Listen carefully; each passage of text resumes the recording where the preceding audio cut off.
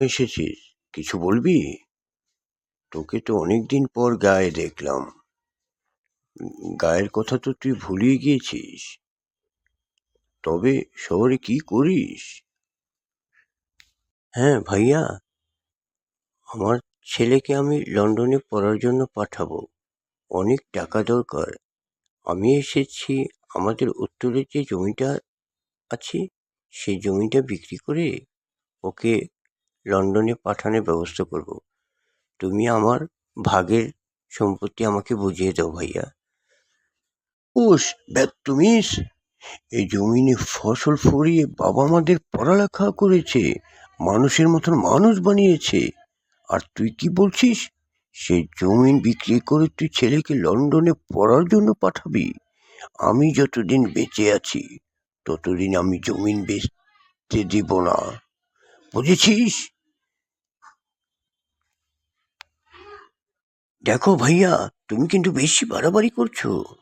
আমি তো তোমার জমিন চাচ্ছি না, আমি আমার ভাগের জমিন চাচ্ছি। আমার ভাগের জমিন তুমি আমাকে দিয়ে দাও। তুমি আমার জমিন, আমি যা খুশি তা করব, তোমার তাতে কি? তোমার জমি রেখে তুমি আমার ভাগের জমি দিয়ে দাও। বেশি বাড়াবাড়ি করো না ভাইয়া।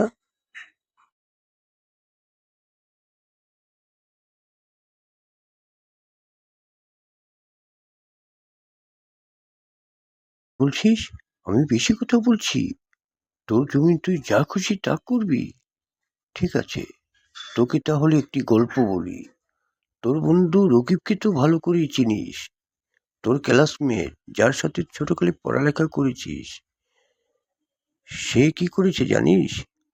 ওর ছেলেকে হয় জমিন বাড়ি বিক্রি করে বিদেশে পাঠায়। তারপরে ছেলে বিদেশ থেকে এসে বিয়ে করে। বিয়ে করার পর রকিবকে বৃদ্ধ আশ্রমে দিয়ে আসে। কেন জানিস? তোর মতো ভুল করেছে সে। আজকে যদি ওর কাছে জমি বাড়ি থাকতো তাহলে ওর ছেলে মেয়ে ওকে কখনো বৃদ্ধাশ্রমে দিয়ে আসতো না। সে জমি জমার লোভে ওকে সারাটি জীবন পেলে যেত, ওকে ভরণ পোষণ করত। তাই তুই যাতে ওর মতো ভুল না করিস সেই জন্য আমি জমি বেচতে বাধা দিচ্ছি, বুঝেছিস? না ভাইয়া, আমি ভুল করেছি ভাইয়া। তুমি যে আমার ভালোর জন্য জমি বিক্রি করতে বাধা দিচ্ছ, আমি তোমাকে ভুল বুঝেছিলাম ভাইয়া। পড়ালেখা করলে বাংলাদেশেই পড়ালেখা করবে, আমি জমি জমা বিক্রি করে বিদেশ পাঠাবো না ভাইয়া।